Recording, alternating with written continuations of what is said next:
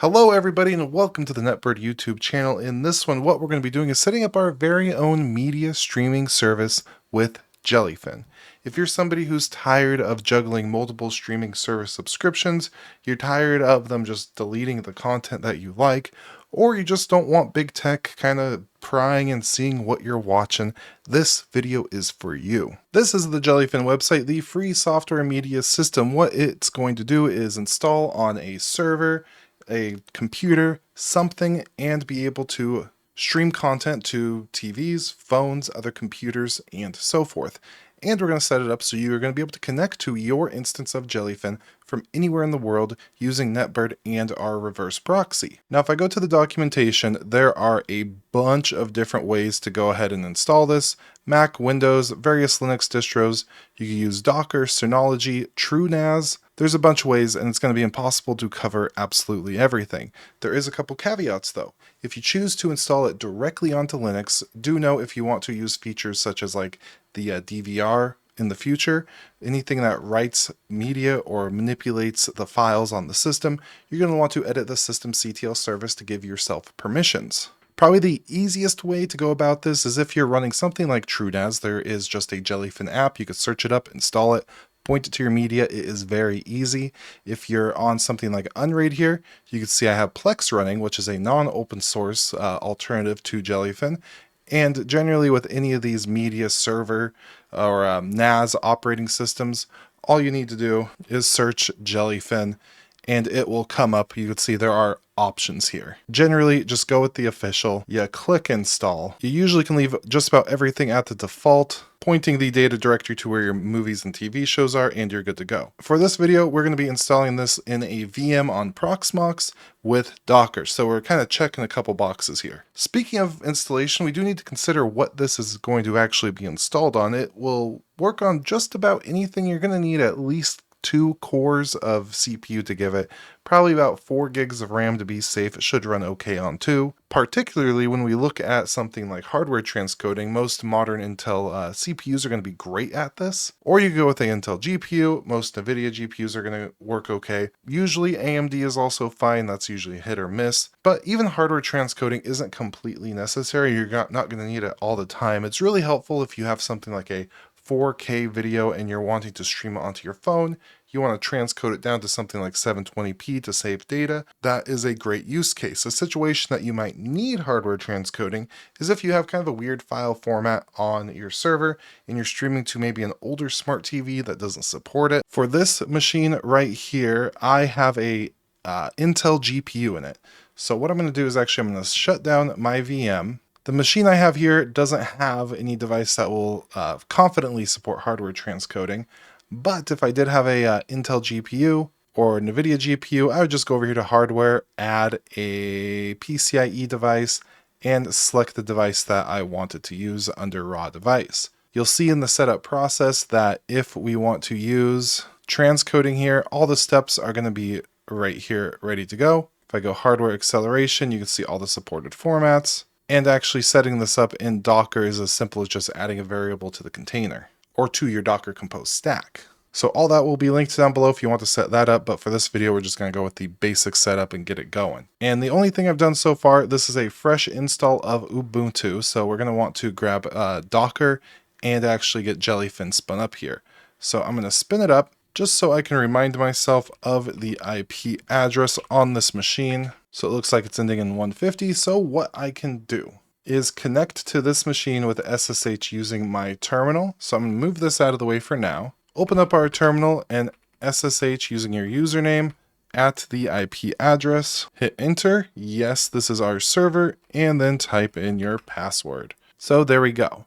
Now, before we actually install it, I need storage. I need a place to store this, and you could see my usage is 10% of 62 gigs. That is not going to be enough for storing media. If you have a DVD or two, that's probably fine, but I already have a NAS set up with all of my media. The operating system or the NAS operating system doesn't matter too much.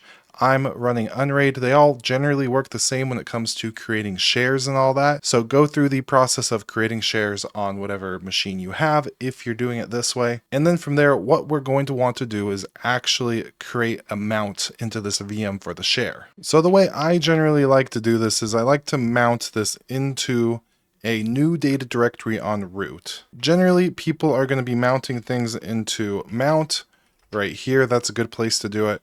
But what I like to do is run a sudo make directory at /data. Type in your password, hit enter.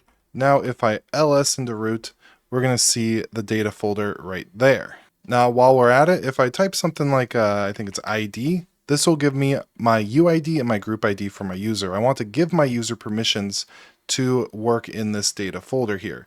And to do that, I'm just going to type in sudo chown -r and then my user ID followed by my group ID, and I'm going to point this at data, hit enter, and there we go. So now if I run like an ll into root, you're going to see everything here is basically controlled by root except for the data directory that I control. I almost forgot. Let's update our system. Sudo apt update as well as a sudo apt upgrade -y, hit enter, let that run. Because once that finishes, we're going to need a tool called cifsutils. So drop that in, sudo apt install, that utility that we're going to need. And then from there, before we actually do it, if we cd into our data directory ls, of course, there's going to be nothing in there. But if we run a sudo nano, which is our text editor, and we're going to edit the etc fstab file, this is our actual mounting. So you can see right here, this is our root mount file system and our swap. We're going to want to add another one. All these commands will be linked down below, or lines that you want to add. So here we have our IP address, so I'm going to want to change this up a little bit. Obviously, all these variables are going to be a little bit different depending on your actual setup, but we have our data mount. This is going to be mounting into the data directory with our 1000 user group ID, and then I'm going to fill out the user and group password. And once done, Control O to output, Control X, and then we're going to want to reload it. Hopefully this works. I actually never mounted this NAS in here yet, so we'll see. We're going to want to reload the daemon and do a sudo mount -a. So now that we have our data, you could say I got movies and shows right there. Those are the two that we're going to be actually paying attention to here. Let's cd back to my home directory. This is where I'm going to have the Jellyfin config actually live. You could put it wherever you want. You could do it in another share, even though that's generally not recommended because when you have a share with a database in it, you could have issues. So it's always good to have the Docker volumes and all that on the root file system. In our home, we're going to make a new directory called Jellyfin, and then I will cd into it because here we are going to make a new Docker compose. Let's go nano compose.yaml, just like that. Hit enter. And then I'm just going to copy and paste in this compose stack right here. Basically what's going on, services, we have the image, so it's going to pull from the Linux server Jellyfin image, the latest version. We're going to give the container name of Jellyfin. It's going to have our user permission, so 1000. Set your time zone. We have the published URL, which I actually am not going to do, so let's go Control K. And then here we have the config directory, so ./config, so that's where all those files are going to be stored. Since I have the ./, it's going to be within this Jellyfin folder that I'm going to run the compose out of. And then right here we have a data point. So you're going to want to change this first directory here to the actual location of your data. Since I put mine in a data folder on root, this is going to be fine. And then right here we have devices. If you have a Intel GPU, or a CPU, go ahead and keep this how it is, dev DRI. If you have NVIDIA or anything like that, check out the documentation and get all that set up. But since I don't have either of those, I'm going to get rid of devices. And then here we have the ports, so how we're going to be accessing it and setting up our reverse proxy, 8069, and then we have our discovery and client discovery services, and all that looks good. So Control O, output, Control X, and we need Docker. Silly me. Installing Docker is really easy.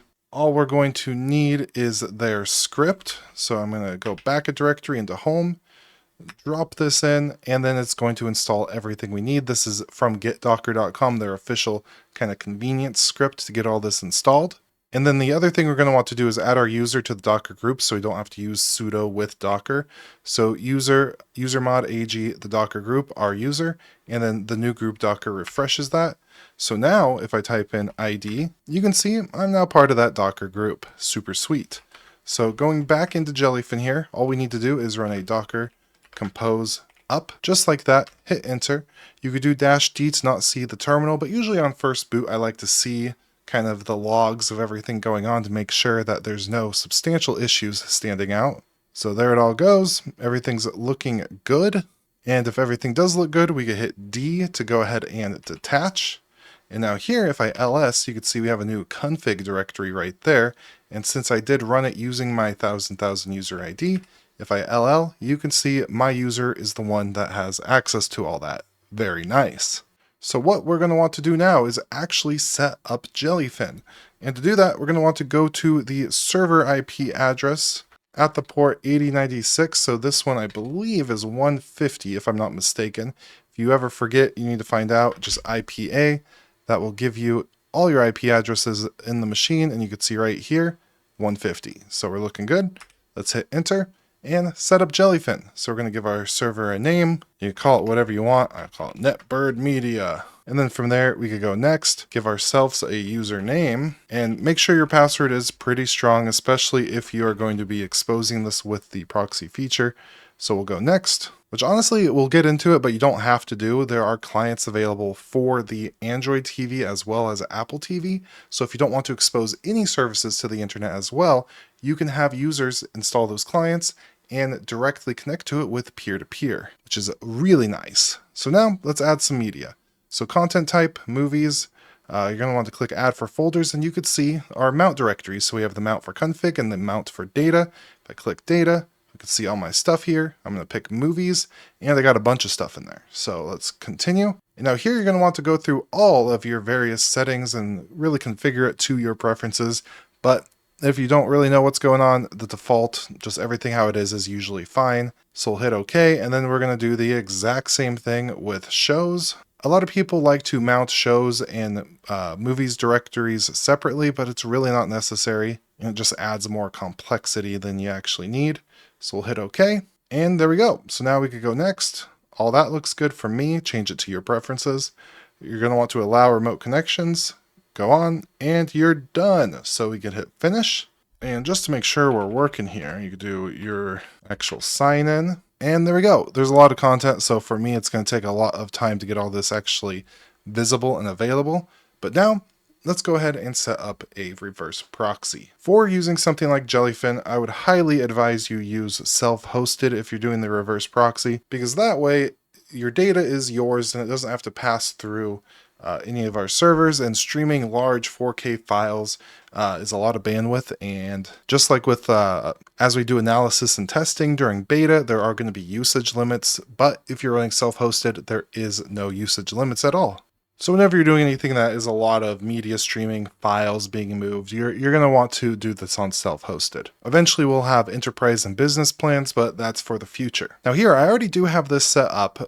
The IP address is in a network range for a network I have set up here. So you can see under home network, I have my main subnet, which covers the IP range for the Jellyfin server that we have. So for this home network, you can see right here, routing peers, we got our home lab group as our routing peers. So my home assistant box, my Unraid, and a Proxmox machine are all going to be forwarding traffic for me. So I could put anything behind this network with the reverse proxy. Or if I install NetBird directly onto the VM, I could use that. And you'll see what I'm talking about if I go over here to Proxies. Let's add a service, call it something like Jellyfin. And here you pick your domain. You can see I have a custom domain here as well as my proxy domain. So I'll just go with this one. For target, this is what I was talking about. So you have options whether if you want to use a peer directly, so if you install the NetBird client in that VM, or a resource. I am going to go with main subnet. And for the IP address, we're just going to do 150 because that's what it's on. And then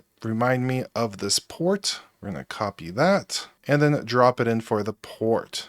There we go. So add target, and that's about it. So we could go continue. Now here, this is additional authentication. With this will add additional security. But if you're going to be using the proxy service with something like a Jellyfin app, your mobile phone, whatever, not directly through a web browser, this will break those connections because it adds additional layer. It just won't work. So for this, I will just continue for now. For this, we won't need the host header or redirect, so we just do add service and add service. So there we go. It's going to issue the certificate. While it does that, we need to go over here into our administrative settings. So let's go to our admin dashboard and then go down to networking. And then here, under known proxies, you are going to want to put in a NetBird IP range. So then it trusts the proxy. It knows that it's all good to go.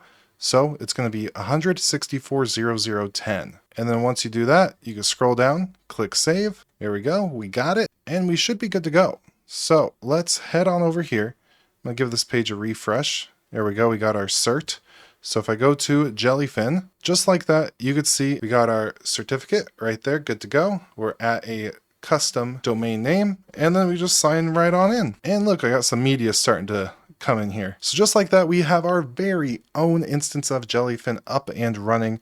Good to go. It's at this point that you're going to want to go through enable hardware transcoding, go through deep dive into these administrative settings, your personal settings. There's a lot going on here, and there's a lot of other apps and services that you could kind of pair with this, like Jelly Stats, CR, a bunch of stuff. With all of that, if you do want to learn more, there are links down below. One of them to a full written guide going everything that I covered in this video, including some of the other installation methods that you may want to consider depending on the operating system, NAS, whatever you happen to be running. Also, while you're scrolling down there, you might as well hit subscribe, ring that bell, as we have a bunch of cool content coming out, NetBird updates, and much more. And with all that, I do hope you have an absolutely beautiful day, and goodbye.